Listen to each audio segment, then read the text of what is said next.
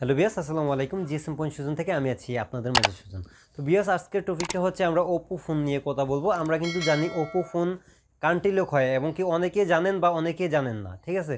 Samsung phone basically country lock হয়, এটা আমরা সবাই জানি।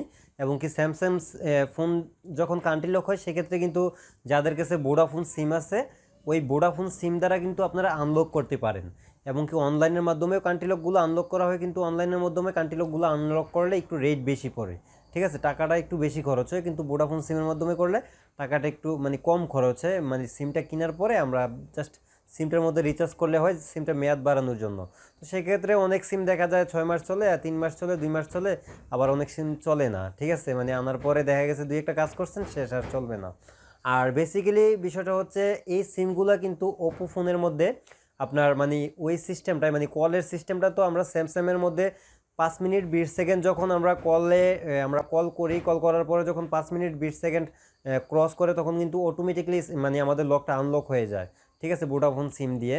আর আমাদের ওপো ফোনের মধ্যে কিন্তু এরকম কোনো সিস্টেম নেই যে সিমের মধ্যে নেটওয়ার্ক আসবে যে আমরা এখানে কল দেব, কল দেওয়ার পরে আমাদের 5 মিনিট 20 সেকেন্ড পর ক্রস হওয়ার পরে আমাদের কান্ট্রি লকটা আনলক হয়ে যাবে, এরকম কোনো সিস্টেম নেই, ঠিক আছে। কিন্তু এখন কান্ট্রি লকগুলো আনলক করার জন্য ওপো ফোনের বেসিক্যালি অনলাইন থেকে করতে হয়, ঠিক আছে। আর অনলাইন থেকে কান্ট্রি লকগুলো আনলক করলে মোটামুটি ভালো একটা অঙ্কের টাকা খরচ হয়। তো সেই ক্ষেত্রে আমি আপনাদের জন্য আজকে একটি ফ্রি টুল নিয়ে হাজির হলাম। তো তার জন্য পুরো ভিডিওটা দেখবেন, কেউ ভিডিওটাকে মিস্টেক করবে না।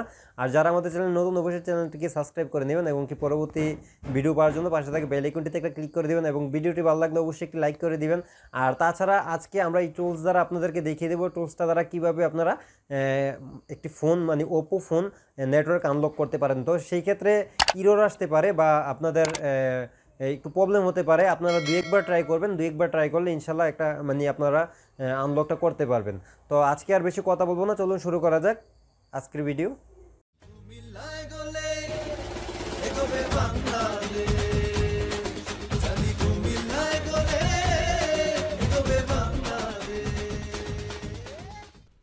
তো বন্ধুরা, এই মুহূর্তে দেখতে পাচ্ছেন আমরা সরাসরি চলে এসেছি আমাদের কম্পিউটার স্ক্রিনে। তো এখানে আমরা দেখতে পাচ্ছেন একটি ফোল্ডার এখানে আনজিপ করে নিছি, আপনারাও আনজিপ করে নেবেন। আর আনজিপ করার জন্য পাসওয়ার্ড আমাদের ভিডিওর স্ক্রিনে থাকবে। তো এখানে আমরা যেটা করব, আমরা টুলস এটাকে ওপেন করে নিচ্ছি। ফোল্ডারটাকে ওপেন করার পর এখানে দেখতে পাচ্ছেন দুইটি অপশন আছে। তো আমরা প্রথম এটা যাব ওপো নেটওয়ার্ক আনলক টুলস। তো এটাতে যাওয়ার পরে এখানে দেখতে পাচ্ছেন টুলস, ঠিক আছে। এখানে শুধু জাস্ট টুলসে ক্লিক করে দেবো। টুলসে ক্লিক করার পরে এখানে এই যে দেখুন Oppo unlock tools, Oppo unlock টুলসটা আমরা ডাবল ক্লিক করে ওপেন করে দেবো। ওপেন করার পরে এই যে এরকম একটা অপশন আসবে। আর এটা ওপেন করার আগেই আপনারা যেটা করবেন, কম্পিউটার থেকে অ্যান্টিভাইরাসটাকে ডিসেবল করে নেবেন। তো আসার পরে এখানে আপনারা যেটা করবেন, এখানে দেখতে পাচ্ছেন 1 নম্বরে লেখা আছে রিমুভ সিকিউরিটি ওপো, ঠিক আছে। রিমুভ সিকিউরিটি ওপোতে ক্লিক করে দিবেন। রিমুভ সিকিউরিটি ওপোতে ক্লিক করার পরে এখানে দেখতে পাচ্ছেন এখানে হচ্ছে দুইটি ঘর আছে, একটা হচ্ছে আইমিআই আর একটা হচ্ছে স্টাম্প। হ্যাঁ, এখানে এইটা খালি ঘর, এটাও খালি ঘর। তো আমরা সর্বপ্রথমে এখানে আমাদের ওপো ফোন যেটা আমরা আনলক করব, যেটার আমরা নেটওয়ার্ক আনলক করব, ওইটার আইমিআইটা দেব। তো যারা আইমিআই বার করতে পারেন না তারা ডায়াল করবেন, ডায়ালে গিয়ে আপনারা ডায়াল করবেন *#06#, *#06# ডায়াল করার পরে তারপরে আপনাদের আইমিআইটা আসবে, আইমিআইটা এখানে বসিয়ে দিবেন, ঠিক আছে। তারপরে আপনারা যেটা করবেন, তারপরে আপনাদের এখানের আইমিআই কাজ শেষ। এখন আপনারা যেটা করতে হবে, আপনারা সরাসরি চলে যাবেন আপনাদের এই যে স্টাম্প নাম্বারে যাওয়ার পরে এখানে আপনারা ডায়াল করবেন ওপো ফোনের মধ্যে *9434#, আমি আবারও বলছি *9434#। ওইটা ডায়াল করার পরে আপনাদের স্টাম্প কোডটা আসবে, স্টাম্প কোডটা এখানে বসিয়ে দিবেন।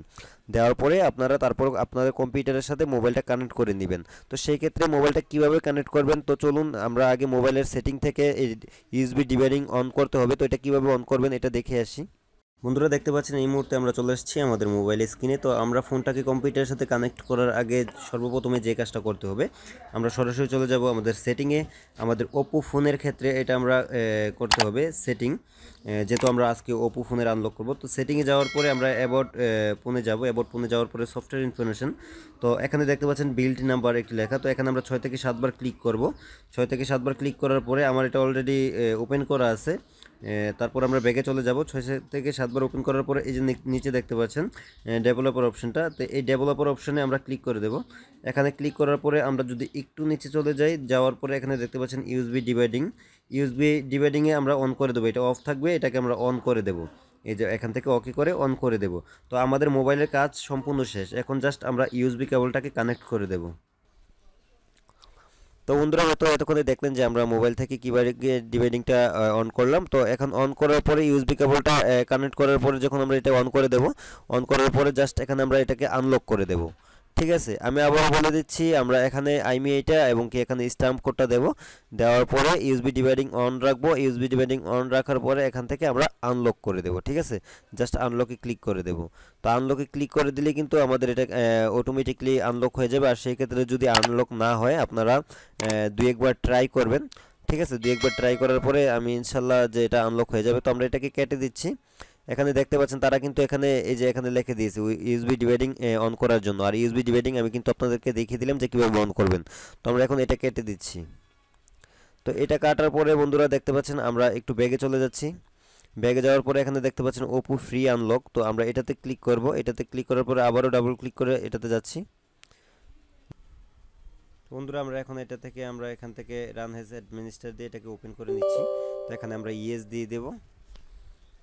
তো এটা ইয়েস দেওয়ার পর আমরা কিছুক্ষণ সময় অপেক্ষা করব। আর আমি আপনাদেরকে আবারও বলতে চাচ্ছি যে আপনারা এটা ওপেন করার আগে কম্পিউটার থেকে অ্যান্টিভাইরাসটাকে ডিসেবল করে নেবেন।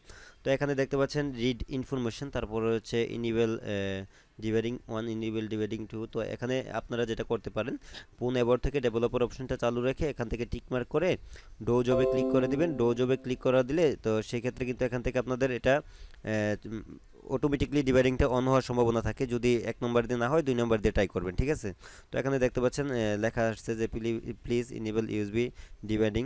তো এখানে আমরা যেহেতু কোনো ফোন কানেক্ট করি না সেক্ষেত্রে এই লেখাটা আসছে। তারপরে এখানে দেখতে পাচ্ছেন আনলক। তো এখান থেকে আপনারা এই ডিভাইডিং অন করার পরে আপনারা চাইলে এখান থেকে আনলক ডিভাইডিং অন করতে পারেন, আবার চাইলে আমি মোবাইল থেকে যেভাবে দেখেছি ওইভাবে ডিভাইডিং অন করতে পারেন। ঠিক আছে, তো আপনারা যদি এখান থেকে না হয় আপনারা সরাসরি মোবাইল থেকে গিয়ে অন করে দিলে ভালো হবে। তো এখান থেকে আপনারা আনলক জবে ক্লিক করে দিবেন, আনলকে টিকমার্ক দিয়ে ক্লিক করে দিলে এটা সীমিত সময়ের জন্য আনলক হয়ে যাবে ফোনটা। আনলক হওয়ার পরে আপনারা যেটা করতে হবে এখান থেকে মাস্টার রিসেট করে দিবেন। ঠিক আছে, এখানে ইউএসবি কেবলটা কানেক্ট রেখে মাস্টার রিসেট করে দিবেন। তো মাস্টার রিসেট করার সাথে সাথে আমি ইনশাল্লাহ যে আপনাদের কাজটা সাকসেস হয়ে যাবে।